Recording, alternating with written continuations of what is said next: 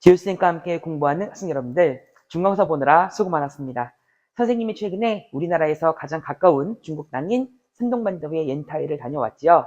하지만 인천공항에서 비행기로 더 가까운 중국 도시가 있다는데요. 어떤 곳인지 선생님이 직접 다시 중국을 다녀오고자 합니다. 지우쌤과 함께하는 역사문화 탐방, 우리나라에서 가까운 또 다른 중국 도시 따리엔으로 지금부터 출발합니다.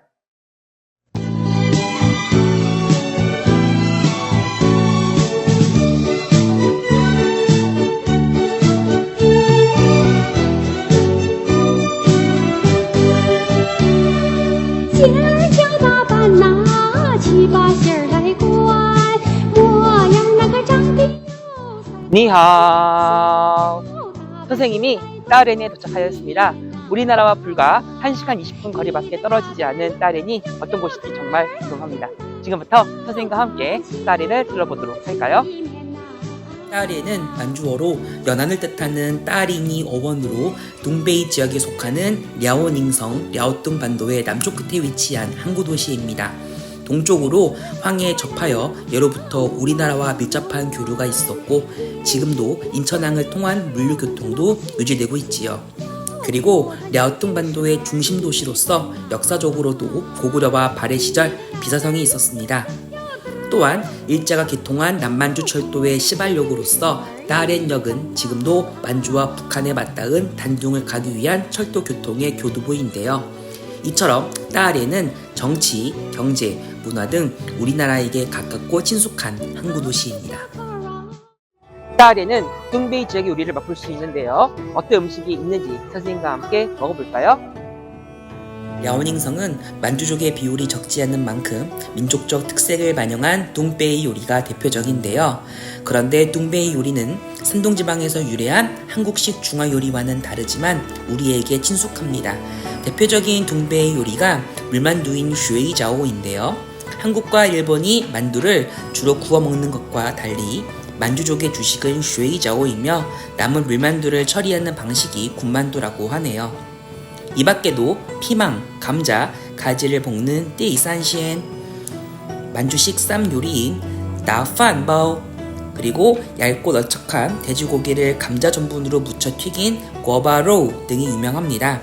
다만 궈바로우는 한국에서 우리가 먹어본 음식과 비슷해 보이지요? 바로 우리가 먹는 탕수육의 둥베이 스타일이 바로 궈바로우입니다. 튀김의 겉은 바삭하고 고기 속은 쫄깃한 일명 겉바속촉 궈바로우. 여러분들도 먹어보고 싶지요? 하하하.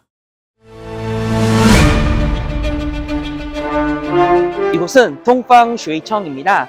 중국의 웬 서양식 마을일까요? 그것은 다름 아닌 따렌 곳곳에 서구 열강과의 긴밀했던 교류의 흔적이 많이 남아있기 때문입니다. 이곳은 러시아 거리입니다.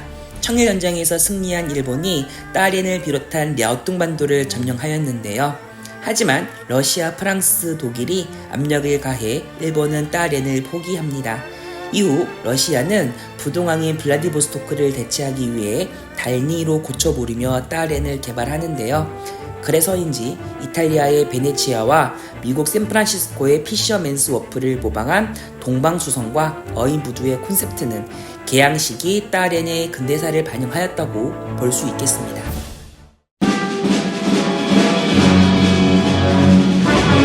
이곳은 루이슈운입니다.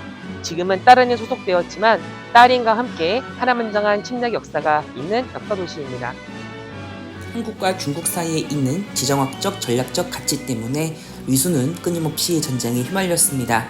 고조선과 한군현, 고구려와 발해의 영유 등 오랜 경쟁에 이어 위수는 19세기 청일전쟁, 20세기 럴전쟁의 주무대가 되는데요.